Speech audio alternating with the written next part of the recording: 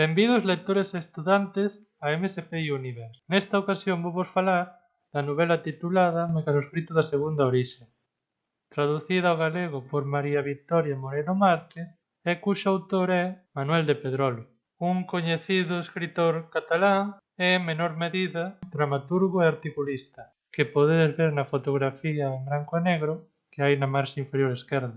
A obra originalmente estaba en catalán e o seu título era Mecanoscrit del Segón Origin. Espero telo pronunciado ben. E nada, vamos a comezar por un resumo xeral que tratarei de que non teña ningún destripamento da historia.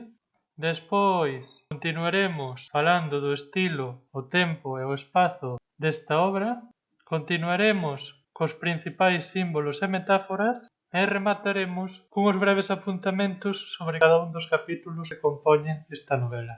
Pero antes, dicirvos que pensando especialmente nos estudantes que ou ben teñen actividades extraescolares e non teñen suficiente tempo para ler o libro inteiro, ou que empezaron con el e simplemente non o tragan, non lles interesa o máis mínimo, ou que queren repasar para unha proba ou control de lectura sobre el que vayan ter pronto, atoparedes na descripción e nun comentario fixado deste vídeo a ligazón a un documento de apoio que preparei especificamente para isto e no que poderedes atopar o que vos vou a contar aquí e moita información adicional, aparte dun resumo por capítulos que inclúe suficientes detalles como para que, se algún vai moi apurado de tempo, poida aprobar incluso sin ler realmente a novela. En calquer caso, eu sempre vos recomendo, antes de tirar a polo fácil, lela, e que o empreguedes máis como un complemento e axuda.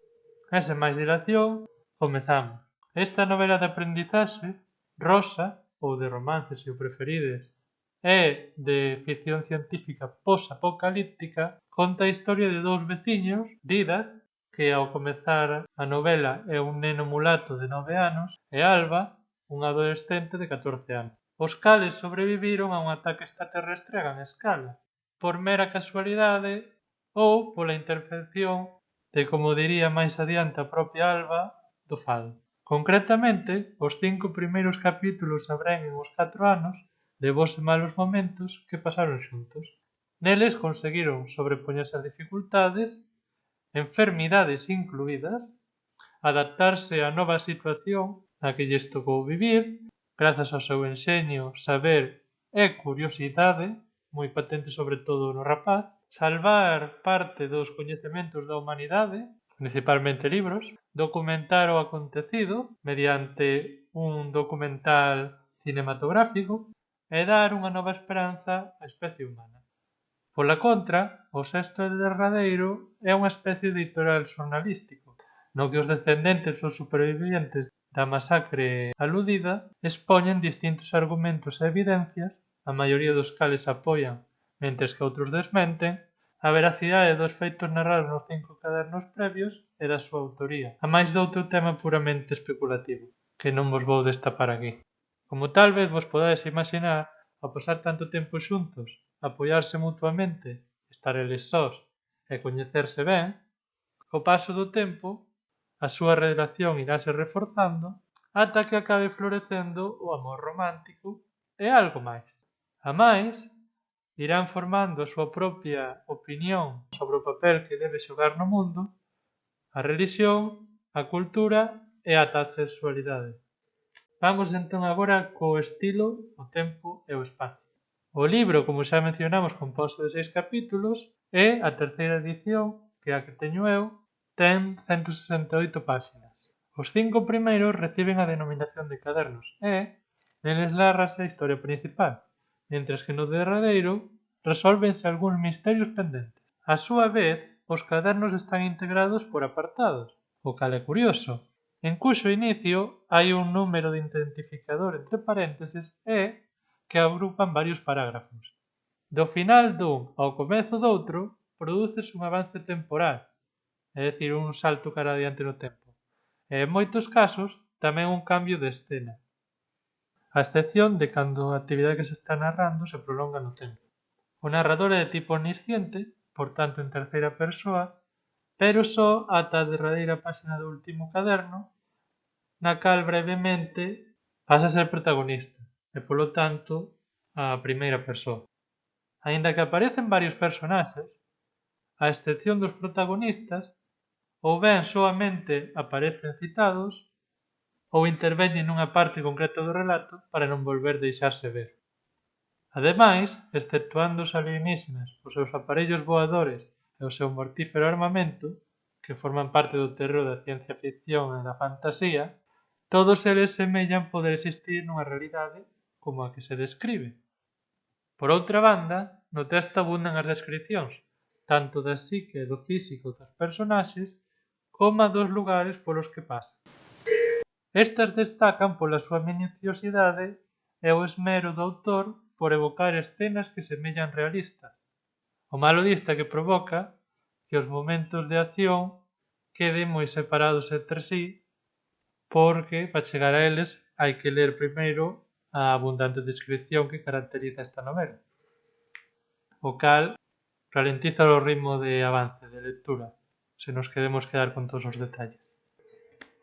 A historia presente nos cadernos sucedería nunha versión alternativa da década de 1970, a xulgar por algúns obxectos cos que se topan ou que empregan os protagonistas, a denominación coa que se refiren a eles ou a determinados lugares nos que estiveron e, especialmente, a referencia cronolóxica que figura prácticamente ao comezo do caderno da viaxe do amor. Respecto ao espazo no que transcorre, este correspóndese coas vilas do interior de Cataluña, dispostas entre Tárrega e a cidade de Barcelona, ambas inclusive, na contorna da gran cidade mencionada, na parte noroeste da costa catalá e nalgunhas praias, concellos e illas de Francia e Italia, bañados polo mar Mediterráneo. Xa chegamos ao punto no que vos falo dos símbolos e metáforas desta novela, que non son precisamente poucos.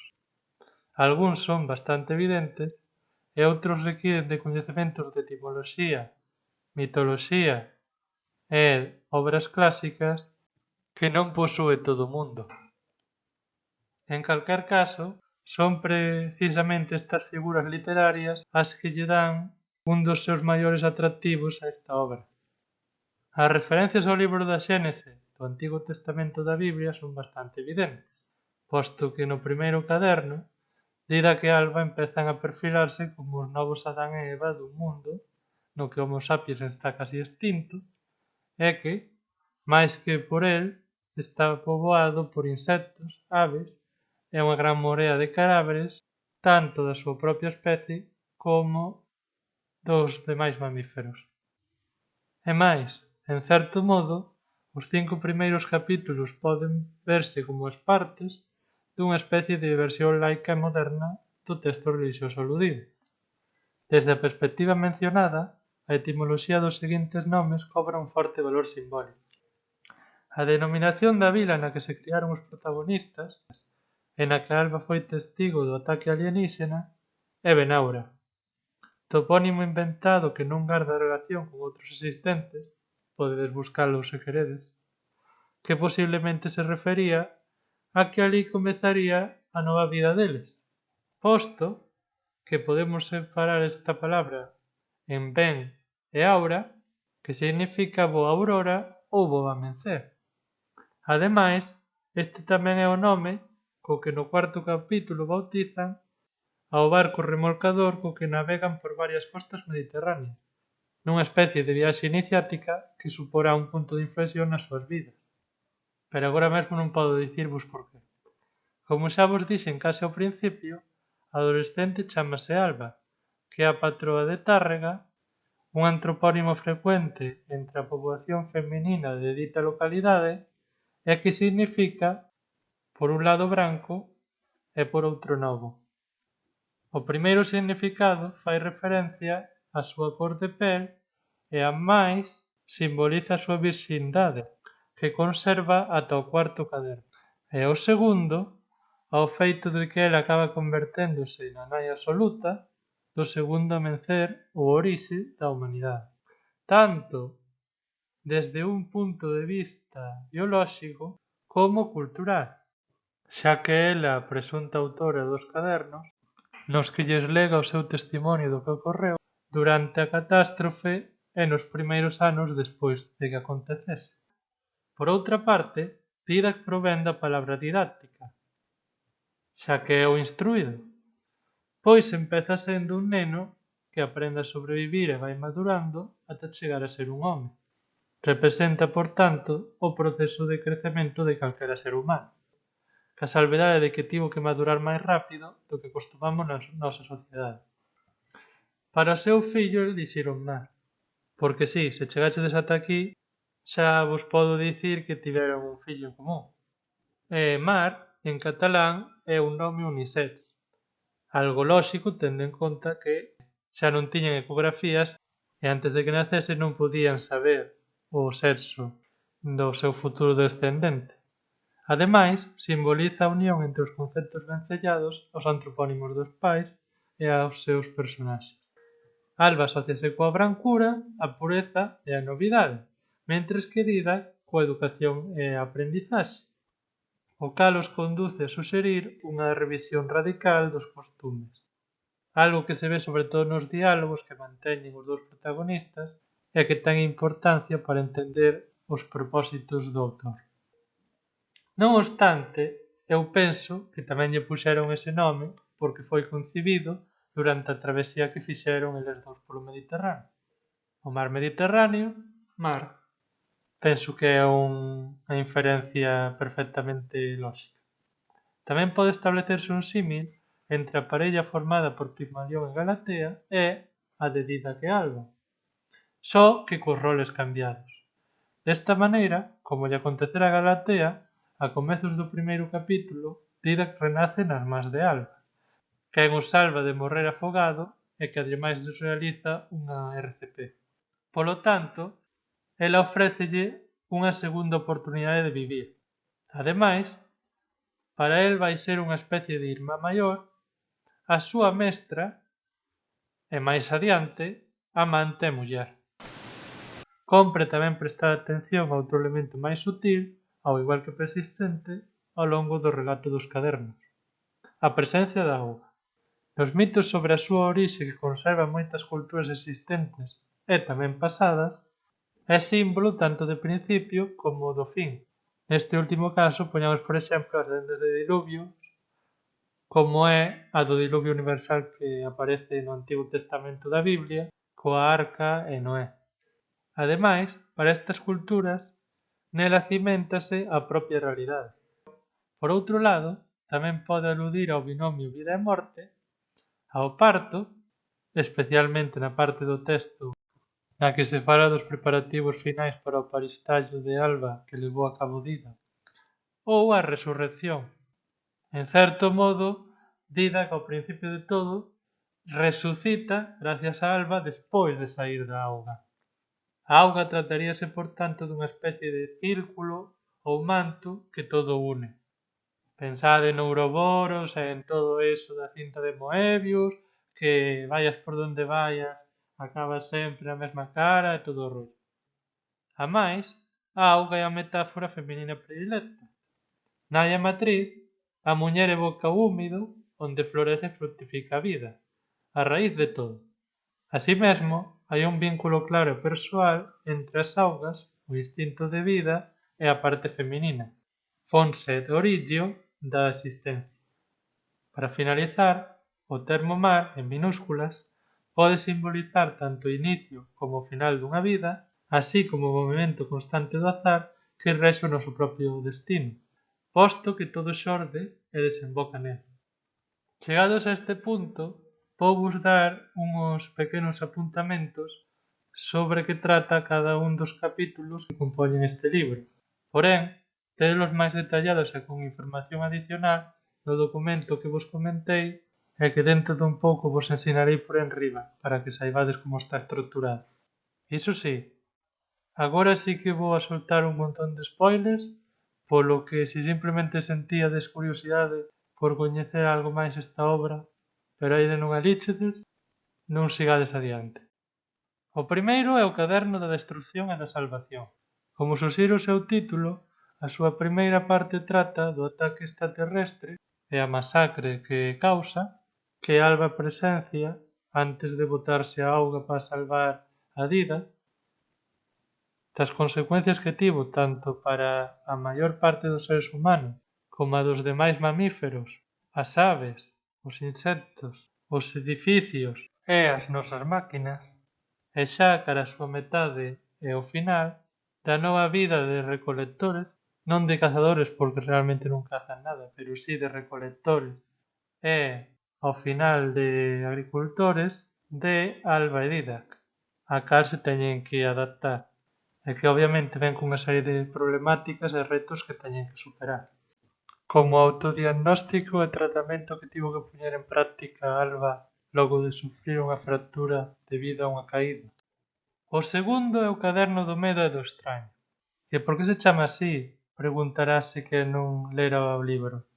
Pois porque nel os protagonistas avistan 5 naves de recoñecemento dos alienígenas, semellantes ás que causaran a hecatombe, mentres regresaban á masía na que se instalaran, e a unha extraterrestre que teñen que matar para evitar que ela os asasine primeiro, pois tiña unha especie de pequeno lanzachamas esférico na man.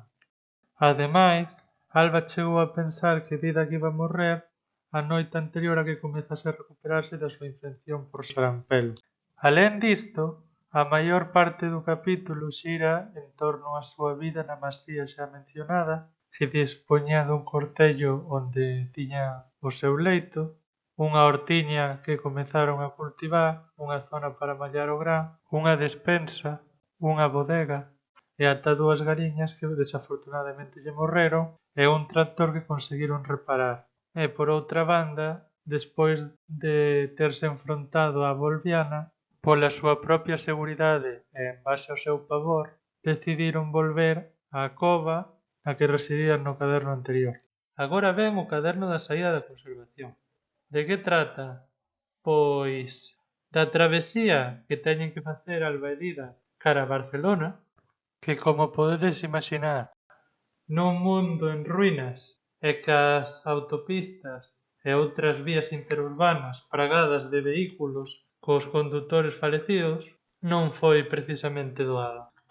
Isto en canto ao motivo de que se chame Caderno da Saída. E a que ven o de conservación? Pois a que nel os protagonistas adícanse a recuperar libros de bibliotecas e librarías para trasladalos a un depósito onde poidan manterse a salvo dos elementos para que todo o coñecemento acumulado pola humanidade non se perdera completamente e que os futuros seres humanos non teñan que redescubrilo todo desde cero. Tamén pensaron en facer o mesmo coas obras de arte, pero como só eran 2, decidiron priorizar os libros. Así mesmo, co material fotográfico e cinematográfico que atoparon cara ao final deste capítulo, comezaron a pensar en gravar un documental que amosase o estado no que quedara o vello mundo. E aparte diso, neste caderno tamén aproveitan para ir á praia e divertirse un pouco. E ademais, atopan os cadáveres de 2 sobrevivintes que nun caso por motivos descoñecidos e noutro por suicidio acabaron morrendo tamén. E deste xeito chegamos ao caderno da viaxe do amor, o deleite dos preadolescentes e adolescentes cas hormonas a flor de pel. O seu nome é bastante autoexplicativo. A viaxe a que fai referencia é unha travesía por mar que levan a cabo os protagonistas polas costas do mar Mediterráneo desde Barcelona ata o oeste de Italia, mediante un barco que atoparon no molle de Saint-Bertrand, un remolcador portuario, para ser máis precisos, e unha barca que unen a el cun cabo para poder levar máis carga. En relación con isto, previamente, tamén levan a cabo o documental do que comezaran a falar no anterior capítulo, no cal retratan o estado do interior de Cataluña, tanto das súas vilas, incluindo a propia Benaura, como das estradas e do macizo de Montserrat, onde houbo unha avalancha de penedos, así como da cidade de Barcelona e os seus arredores. O do amor refírese a que neste capítulo por fin se transforma en romántico.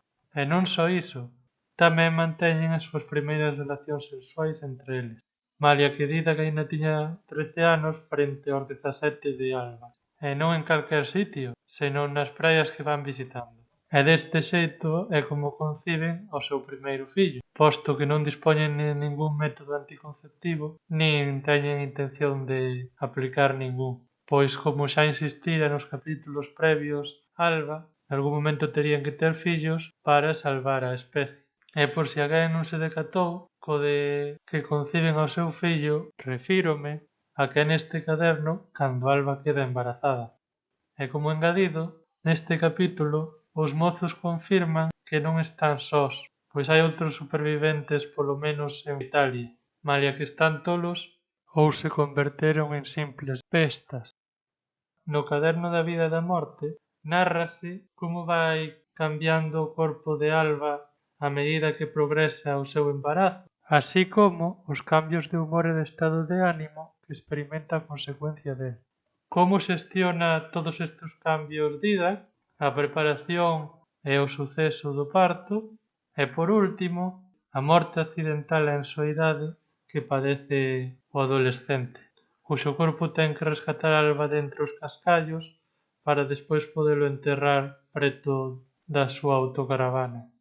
E a modo de conclusión, no capítulo titulado "É Alba nai da humanidade actual?", preséntanse as probas a favor e en contra da autenticidade do mecanoscrito da segunda orixe desde o punto de vista dos redactores de algún medio de comunicación, probablemente un periódico ou algo similar, do ano 7138, despois da hecatombe, sendo parte desas evidencias o descubrimento da civilización de Volvia, que é o nome que lle deron ao planeta do que proviñan os extraterrestres que acometeran a matanza. Menciónase as aparentes razóns ata onde se sabe polo desciframento que se levou a cabo de que decidisen atacar o planeta Terra e os seus habitantes, e en derradeiro lugar trata a posibilidade de que Alba sexa a Eva dos humanos descendentes dos sobrevivintes do cataclismo mencionado varias veces. E xa para rematar, pois este vídeo está quedando un pouco longo, vamos botar unha ollada ao documento que preparei para todos aqueles que teñades que facer un control ou proba de lectura sobre esta novela. Aquí vedes a portada, a correspondente cita. Aquí tedes o índice, que vos vai ser bastante útil porque mediante el podedes ir a unha parte concreta do documento sen ter que pasar as páxinas manualmente. Vamos á primeira, por exemplo, datos do meu libro.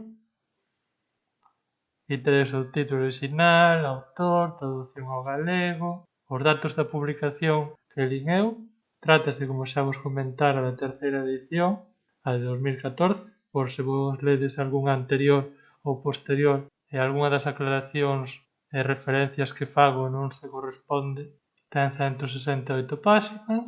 Aquí tedes o xénero, o resumo xeral é máis ou menos o que vos dixen ao comezo, un pouco máis do mesmo co estilo, tempo e espazo, aínda que cambia algunha cousiña. Nada máis que engadir no que respecta aos principais símbolos e metáforas.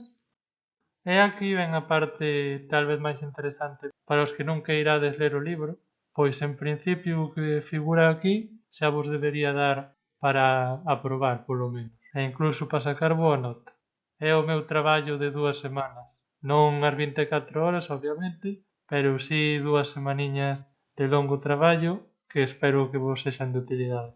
Non obstante, sempre convén ler e despois repasar con documentos como este ou que fagades vos propiamente.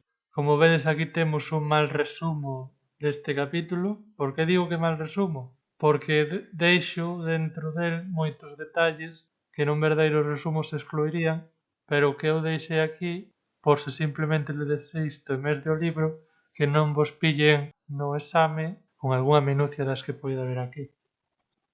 E xa, para que esta redacción sexa aínda máis completa e estedes ben preparados para un eventual control de lectura, tedes aquí un apartado de información sobre os personaxes, Alba, Dida información sobre os atacantes. Nos protagonistas menciono tanto características físicas como psicolóxicas deles e máis adiante tamén emocións e actividades importantes que levan a cabo. Nese aspecto non o fixen de maneira demasiado estandarizada, pero penso que así vos vai resultar de maior utilidade. E por suposto tamén inclúo os lugares máis importantes que se mencionan no texto de cada un dos capítulos. O que está entre comiñas, obviamente, son citas que extraín directamente do texto, porque se tiña que reformulalo absolutamente todo cas miñas propias palabras, volvíame tolo. Si, simplemente por iso. Pero está todo citado e os dereitos, por suposto, corresponden ao autor do libro e á editorial que publicou este volume. O mesmo aquí. Como podedes ver aquí, aínda non rematei completamente o documento, polo que nos vindeiros días despois de que se publique este vídeo debedes agardar que haxa algunha actualización do mesmo, pero xa inclúe todos os apartados fundamentais, polo que considero que xa era momento de facelo público.